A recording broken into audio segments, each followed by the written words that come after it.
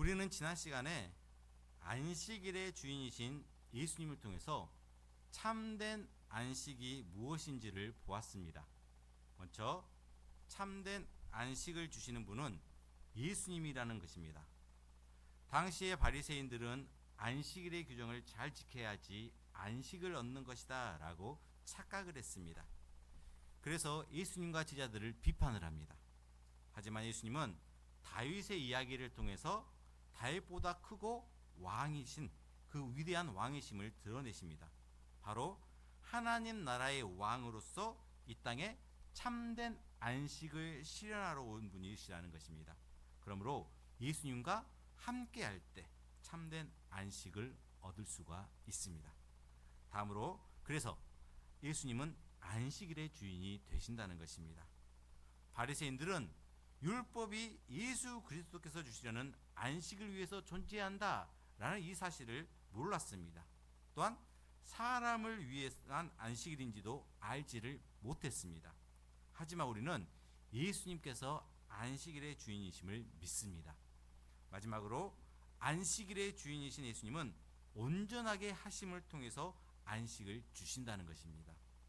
예수님께서는 이 땅에 안식이 없음을 단적으로 보여준 그 손 마른 사람을 치유하여 주심으로써 온전하게 함으로 안식을 주십니다.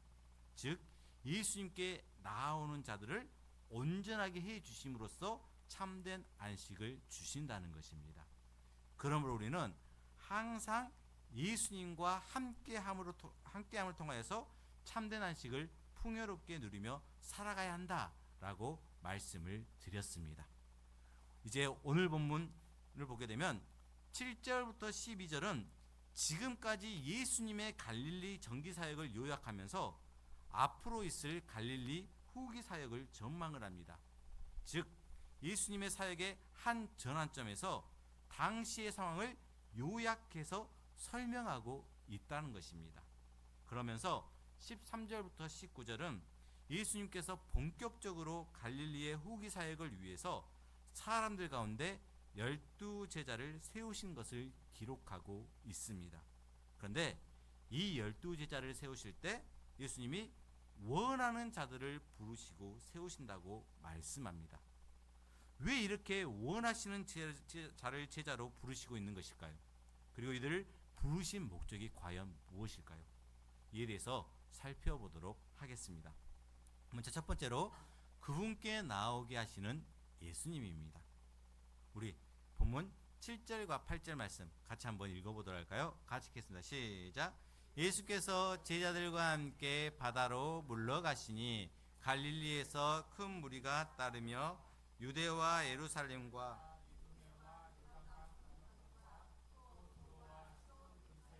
많은 무리가 그가 하신 큰 일을 듣고 나오는지라. 아멘. 예수님은 제자들과 함께 바다로 물러가십니다. 여기에서 물러가다 라는 동사에는 달아나다 라는 의미가 있습니다. 왜 달아나다 라는 의미를 말씀드리냐면 예수님께서는 바다로 물러가신 이유가 바로 달아나는 것과 관련이 있기 때문입니다. 바로 앞절이 그 이유입니다. 6절입니다. 바리새인들이 나가서 곧 헤롯 당과 함께 어떻게 하여 예수를 죽일까 의논하니라. 예수님께서 바다로 물러가신 이유가 바로 바리새인들과 헤롯 당이 죽이려고 하는 모략을 아셨기 때문입니다. 병행 구절인 마태복음 12장 14절과 15절을 보면 명확히 알 수가 있습니다. 바리새인들이 나가서 어떻게 하여 예수를 죽일까 의논하거늘 예수께서 아시고 거기를 떠나가시니.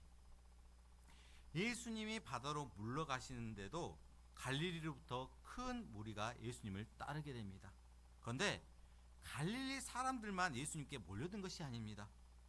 남쪽의 유대와 예루살렘에서도 많은 사람들이 몰려왔습니다. 또한 이두메와 요단강 건너편에서도 갈릴리 북서쪽의 드로와 시돈에서도 무리가 몰려듭니다. 이는 예수님의 사역의 영향력이 얼마나 컸는지를 단적으로 보여줍니다. 마가가 이렇게 여러 지역을 언급하면서 많은 사람들이 오는 것을 묘사하고 있는 모습이 반영하는 것이 있습니다. 바로 예수님을 통해서 하나님 나라가 이 땅에 임하게 되었을 때 그분의 백성과 온 세상이 반응하는 모습을 보여주는 것입니다. 그런데 많은 사람들의 이러한 호응은 앞서 등장했던 바리새인들 및 서기관들의 적대적인 태도와는 뚜렷한 대조를 이루고 있습니다. 이렇게 많은 사람이 모여들게 되자 예수님은 제자들에게 이렇게 명령하십니다. 본문 9절과 10절 말씀입니다. 우리 같이 한번 읽도록 하겠습니다. 같이 읽겠습니다. 시작. 예수께서 무리가 에워싸 미는 것을 피하기 위하여 작은 배를 대기하도록 제자들에게 명하셨으니 이는 많은 사람을 고치셨으므로 병으로 고생하는 자들이 예수를 만지고자 하여 몰려왔음이더라. 아멘. 예수님께 나온 사람들이 얼마나 많았던지 예수님은 제자들에게 작은 배 한 척을 마련하라 라고 말씀하십니다. 4장에서도 이와 유사한 상황이 벌어지는데 그때는 예수님이 배에 올라가서 바닷가에 있는 사람들에게 말씀을 가르치시기 위함이었습니다. 그런데 여기에서는 많은 사람이 치유를 기대하고 예수님을 만지고자 몰려들었기 때문에 예수님은 이 많은 사람들로부터 어느 정도 거리를 유지하려고 하셨던 것입니다. 많은 사람들이 몰려온 이유가 있습니다. 그 이유가 무엇인가요? 이들은 예수님께 몰려들지만 다 참된 믿음으로 오는 것은 아니었습니다. 예수님께서 많은 사람들의 병을 고치시자 어떻게 해서든지 병을 낫게 하려고 예수님께 찾아온 자들입니다. 이들은 예수님을 만지고자 하여 몰려왔고 예수님은 무리가 에워싸 미는 것을 피하기 위해서 작은 배를 대기시켜 놓을 정도였습니다. 일부 이기적인 목적으로 예수님께 나오는 모습을 우리가 볼 수 있습니다. 예수님을 올바로 알지 못하고 나온 것입니다. 그런데 이렇게 사람들만 예수님에 대한 올바른 반응을 보이지 않은 것이 아닙니다. 귀신들도 마찬가지입니다. 우리 본문 11절, 12절 같이 읽겠습니다. 시작. 더러운 귀신들도 어느 때든지 예수를 보면 그 앞에 엎드려 부르짖어 이르되 당신은 하나님의 아들이니라 하니 예수께서 자기를 나타내지 말라고 많이 경고하시니라. 아멘. 더러운 귀신들은 예수님을 만나면 그분의 권위에 눌려 엎드린 채 예수님이 하나님의 아들이심을 고백을 합니다. 이 고백은 예수님에 대한 정확한 인식입니다.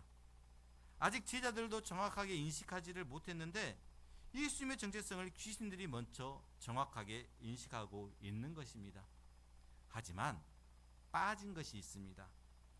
예수님에 대한 바른 예배, 즉 바른 경배와 인격적인 신뢰 그리고 순종이 없기 때문에 아무런 의미가 없는 것입니다. 이것은 그냥 지식적으로만 고백하는 헛된 신앙의 모습입니다. 이런 귀신들의 행동과 말은 예수님에 대한 오해를 불러일으킬 수가 있었습니다. 또한 예수님의 권위와 사역에 방해가 될 수 있습니다. 그래서 예수님은 자신이 하나님의 아들임을 말하지 말라고 귀신들에게 경고하십니다. 여기 경고하다라고 번역된 경고는 꾸짖음과 같은 강한 의미를 담고 있습니다. 이것이 마가복음에 빈번하게 등장하는 메시아의 비밀이라는 주제입니다. 그럼 우리가 이 단락을 통해서 어떤 것을 알고 적용해 볼 수가 있을까요? 사람들은 여러 가지 이유로 예수님께 나옵니다. 예수님이 행하신 그 일을 듣고 사방 여러 지역에서 많은 사람들이 찾아온 것처럼 말입니다. 이들은 여러 가지 자신의 필요를 채우기 위해서 예수님께 옵니다. 하지만 예수님이 왜 이 세상에 오셨는지 그 이유와 목적을 알지 못한다면 결코 하나님이 베푸신 은혜의 구원을 그들은 얻을 수가 없습니다. 즉 예수님에 대한 참된 믿음과 고백이 필요하다는 것입니다. 그렇다면 우리도 한번 점검해 봐야 할 필요가 있습니다. 과연 나는 어떤 목적과 이유로 예수님께 나오고 있는가요? 지금 간절히 구하고 있는 기도 제목은 과연 무엇인가요? 혹시 개인적으로 이루고 싶은 소원으로 가득 차 있지는 않습니까? 이 땅에 오신 이유와 목적을 분명히 하시고 그것에 합당하게 사셨던 예수님을 참되게 믿지 않는 자는 결코 구원의 은혜를 깨닫지 못합니다. 그러므로 이 시간 예수님을 그냥 우리의 소원을 이루는 수단으로 생각하지 말고 참되게 믿고 그 뜻에 함께하는 우리 모두가 될 수 있기를 바랍니다. 다음으로 두 번째로 제자들을 부르시는 예수님입니다. 예수님은 이제 본격적으로 시작될 갈릴리 후기 사역을 위해서 사람들 가운데 12를 세우십니다. 먼저 12를 세우시는 과정이 소개되고 있습니다. 본문 13절입니다. 같이 읽겠습니다. 시작. 또 산에 오르사 자기가 원하는 자들을 부르시니 나아온지라. 아멘. 예수님께서는 산에 올라가십니다. 성경에서 산은 대개 주님의 계시를 받는 장소입니다. 누가복음에서는 예수님께서 밤새 기도하셨다고 합니다. 이것은 예수님께서 제자들을 부르실 때 얼마나 신중을 기해서 부르시는지를 보여주고 있습니다. 예수님은 지원하는 자가 아니라 자신이 원하는 자들을 부르십니다. 특별히 12명의 사도라 불리는 제자들을 별도로 세우십니다. 예수님을 따르는 많은 무리가 있었지만은 오직 12명만을 특별하게 선별하신 것입니다. 여기에서 12라는 숫자가 중요합니다. 여기 12는 구약 이스라엘의 12지파의 수이며 12제자는 구약의 이스라엘의 12지파를 대신할 새로운 이스라엘을 상징을 합니다. 마치 구약에서 이스라엘의 12지파를 통해서 하나님의 백성을 이루셨던 것처럼 이제 12제자를 세우신 것도 새로운 복음의 시대를 맞이하여서 그들을 통해서 하나님 나라의 백성을 이루고자 하는 상징적인 의미가 들어 있습니다. 이 12제자는 예수님께서 승천하신 후에 성령의 충만함을 받아서 교회의 초석이 되는 복음을 전하고 교회를 세우는 특별한 사명을 감당합니다. 그런데 여기에 언급된 내용을 보면 제자들을 선발하는 이야기가 아닌 것을 우리는 알 수가 있습니다. 왜냐하면 베드로와 안드레 그리고 야고보와 요한은 1장에서 이미 예수님의 제자로 부르심을 받았기 때문입니다. 여기에서는 12에게 특별한 사명을 위임하시는 장면이 나옵니다. 즉 12를 세우신 구체적인 목적이 있다는 것입니다. 그 목적이 무엇일까요? 바로 14절과 15절에 나옵니다. 우리 14절 15절 말씀 같이 읽겠습니다. 시작. 이에 12를 세우셨으니 이는 자기와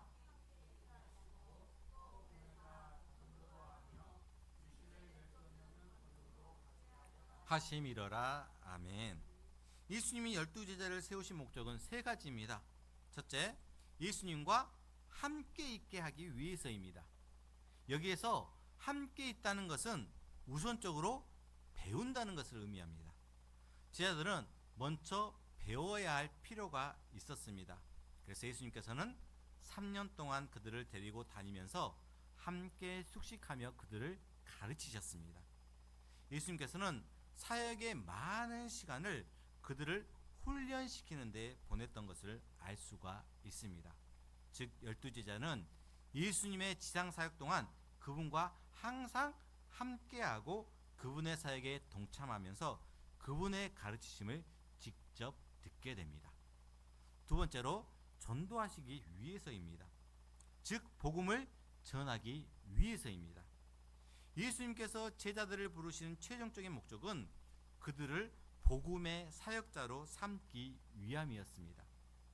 제자들은 예수님과 함께 있을 때도 예수님의 일을 도와주었지만 예수님께서 승천하신 이후에도 그들을 통해서 복음이 확장되도록 하기 위해서 부르심을 받았습니다. 실제로 그들을 통해서 복음이 놀랍게 확장되었고 지금 우리에게까지 이 복음이 전해졌습니다. 세 번째로 귀신을 내쫓는 권능을 갖기 위해서입니다. 이는 어둠의 세력을 물리치기 위한 중요한 도구로서 귀신들로 인해 초래되는 그 혼돈을 막고 많은 병자를 치유하기 위해서입니다. 즉 복음의 사역자로 일하기 위해서 필요한 능력입니다. 마태복음을 보면 예수님께서 귀신을 내쫓는 권능뿐만 아니라 모든 병과 약한 것들을 고치는 능력도 주셨다라고 합니다. 제자들을 복음의 사역자로 삼으면서 무작정 그냥 그들을 보내신 것이 아니고 사명을 잘 감당할 수 있도록 그들에게 능력을 주신 것을 알 수가 있습니다. 그럼 이 단락을 통해서 우리는 어떤 것을 알고 적용해 볼 수가 있을까요? 하나님은 그분이 원하시는 사람 12를 세우셔서 함께 있게 하십니다. 마찬가지로 주님이 먼저 우리를 부르신 것은 그분과 친밀한 교제를 누리게 하시기 위함입니다. 그리고 이렇게 부르신 자들에게 성령의 권능을 주심으로써 복음의 증인이 되게 하십니다. 그러므로 주님으로부터 권능을 받은 자는 담대하게 복음을 전하며 여러 가지 표적을 행하게 될 것입니다. 이렇게 사용되는 제자들이 누구라고요? 바로 우리들. 오늘 말씀에서는 12제자지만 지금은 바로 우리들이라는 것입니다.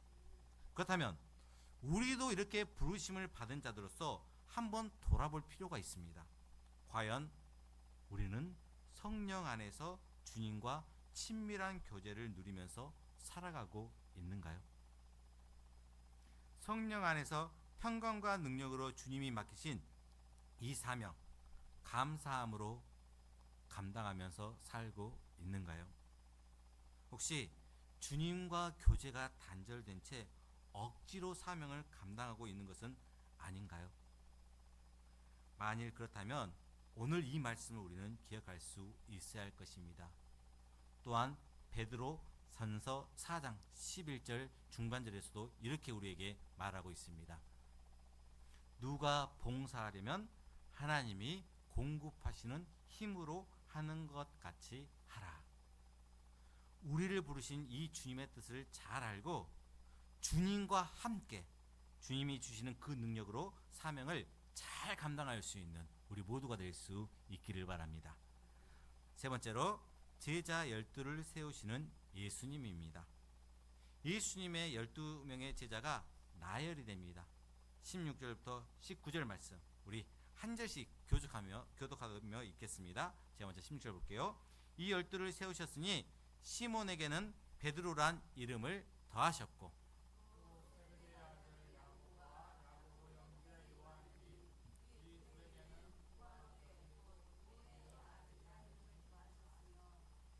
또 안드레와 빌립과 바돌로메와 마테와 도마와 알페오의 아들 야고보와 및 다데오와 가나나인 시몬이며 아멘. 예수님의 이 12제자를 한번 살펴볼까요? 예수님의 제자 목록 가운데 베드로가 가장 먼저 등장을 합니다. 베드로의 원래 이름은 시몬으로 예수님은 베드로란 이름을 더하십니다. 베드로는 아람어 게바의 헬라어 명칭입니다. 그 뜻은 바위 혹은 돌입니다. 제자들의 대표로서 활동하면서 베드로 전서와 베드로 후서를 썼습니다. 그리고 우리가 잘 알고 있는 대로 예수님을 3번이나 부인한 그런 연약한 자입니다. 사도행전 4장 13절을 보게 되면 그는 본래 학문 없는 범인이라고 표현을 합니다. 하지만 하나님께서 그에게 능력을 주셔서 과거의 그와는 전혀 다른 사람이 됩니다.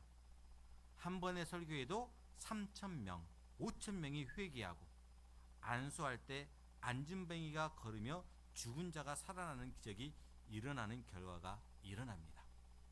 다음으로 세베대의 아들 야고보와 요한입니다. 예수님은 이들에게 보아너게 곧 우레의 아들이란 이름을 더하십니다. 아마도 쉽게 판단하고 화를 내는 성격 때문인 것으로 보입니다. 이를 보여주는 단적인 예가 누가복음 9장 51절 이하에 나옵니다. 예수님께서 사마리아 지방에서 전도하실 때 사마리아인들이 그 전도를 받지를 않습니다. 그러니까 야고보와 요한이 화가 나서 주여 불을 명하여 하늘로부터 내려 저들을 멸하소서라고 말합니다. 그런데다가 그들은 자기의 어머니와 함께 예수님께 와서 주의 나라에서 한 사람은 좌편에 한 사람은 우편에 앉게 하소서라고 부탁을 합니다. 이랬던 이들이 나중에 어떻게 변화가 됩니까? 사도행전 12장을 보면 야고보는 제자들 중에서 첫 번째 순교자가 됩니다. 사도 요한은 요한복음과 요한 1, 2, 3서 그리고 요한계시록을 썼고 12사도 중 순교를 당하지 않은 유일한 사람이 됩니다. 그리고 사도 요한이 요한서신에서 가장 많이 쓰는 말이 바로 사랑입니다.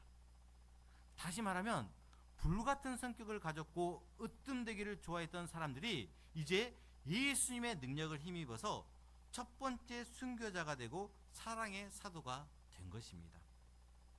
나머지 제자들 가운데 가룟 유다를 제외한 제자들에 대해서는 알려진 것이 그다지 많지는 않습니다.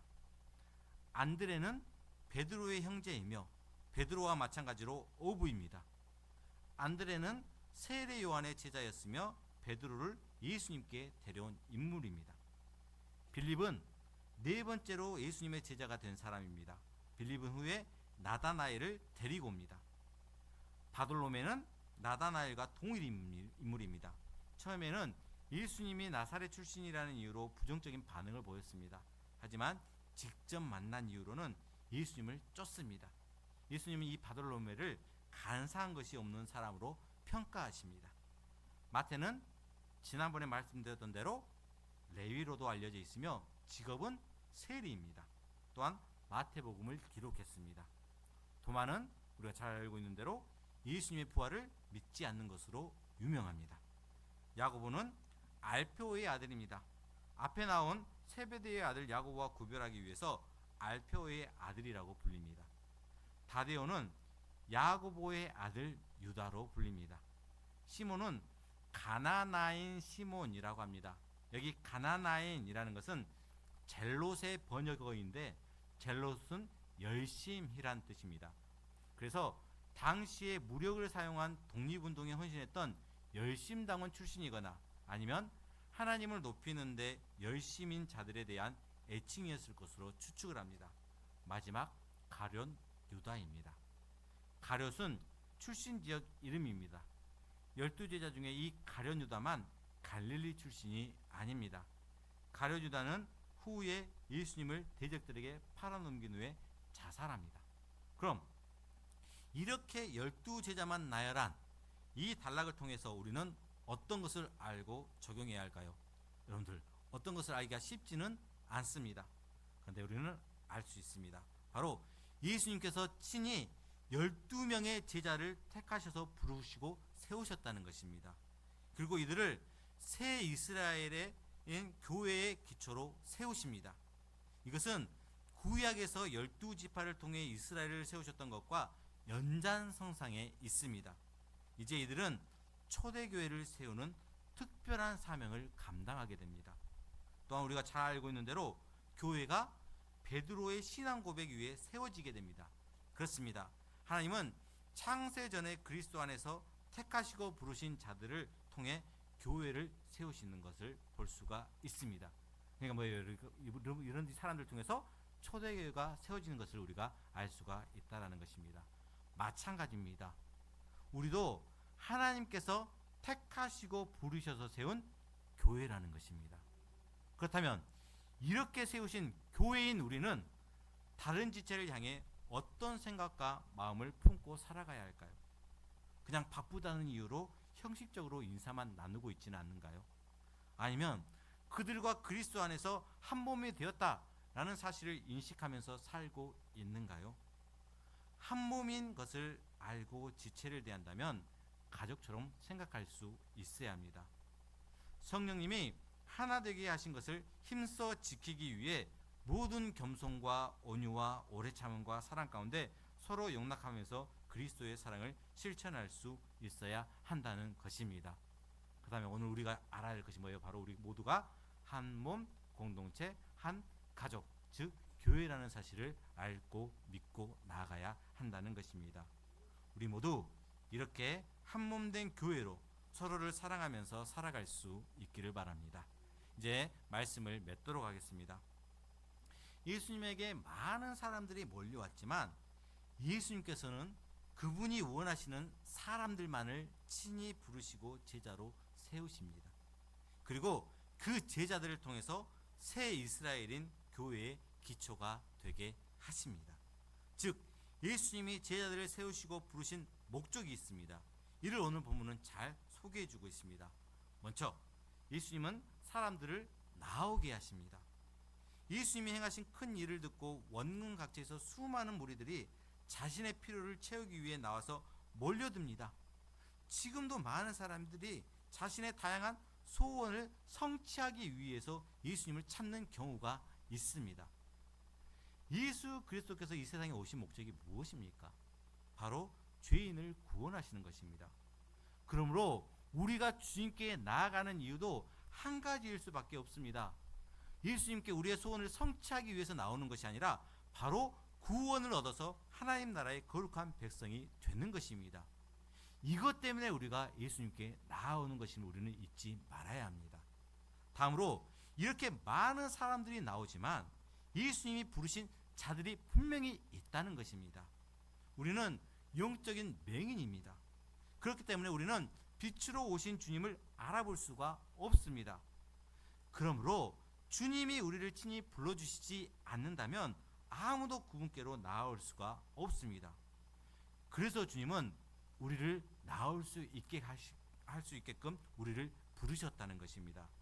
그래서 주님은 우리를 부르셔서 그분과 함께 있게 하시고 복음의 빛을 전하기 위해서 그분이 원하는 자들 친히 부르신다는 사실을 우리는 알 수 있어야 합니다. 이렇게 친히 부르신 자들이 바로 누구라고요? 우리들입니다. 그렇다면 우리는 이제 주님이 함께 하시는 그분의 거룩한 성전이 되는 것입니다. 그리고 우리가 성전이 된 만큼 우리가 주의 일도 감당할 수가 있어야 하는 것입니다. 마지막으로 이렇게 예수님은 부르신 자들을 세워주십니다. 예수님이 부르신 자들을 통해 자신의 몸인 교회 공동체로 세워주신다는 것입니다. 주님은 12명의 제자들을 부르셔서 새 이스라엘인 교회를 세우십니다. 그리고 부르신 자들에게 한 성령을 부어주심으로 그리스도 안에서 한 몸이 되게 하십니다. 이제 우리는 한 성령 안에서 한 소망 안에 부르심을 받아 그리스도의 장성한 분량이 충만한 데까지 함께 지어져 가야 합니다. 하나님의 표대를 향해 달려나가는 운명 공동체가 되었다는 것입니다. 이제 우리는 주 안에서 나뉠 수 없는 한 몸입니다. 여러분, 주님이 우리를 부르신 가장 큰 목적은 바로 우리에게 한 성령을 마시게 하심으로 그리스도 안에서 함께 교제하며 성장하게 하려는 것입니다. 즉 우리가 함께 교회가 되었다는 것입니다. 그렇다면 우리가 교회가 되었다면 이 안에서만 우리가 사랑을 누리면서 살아갈 수 있는 존재가 된 것일까요? 아니겠죠. 우리가 교회가 되면 뭐예요? 교회에 대한 또 사명이 주어지는 것입니다. 그러니까 우리가 교회로 세워졌다. 이것은 교회 안에서 서로 사랑하며 섬기라. 이런 것도 있겠지만 더 나아가서는 어떤 거예요? 교회의 사명인 복음 전하는 것까지. 이게 바로 교회라는 것입니다. 우리가 이렇게 교회를 세워졌다는 것을 오늘 잘 인식할 수 있었으면 좋겠습니다. 그러므로 항상 한 몸 된 공동체로 서로 사랑으로 섬기고 나누어 베푸는 우리 성민교회 공동체가 되기를 우리를 교회로 불러주신 예수님의 이름으로 축원합니다. 우리 함께 이 시간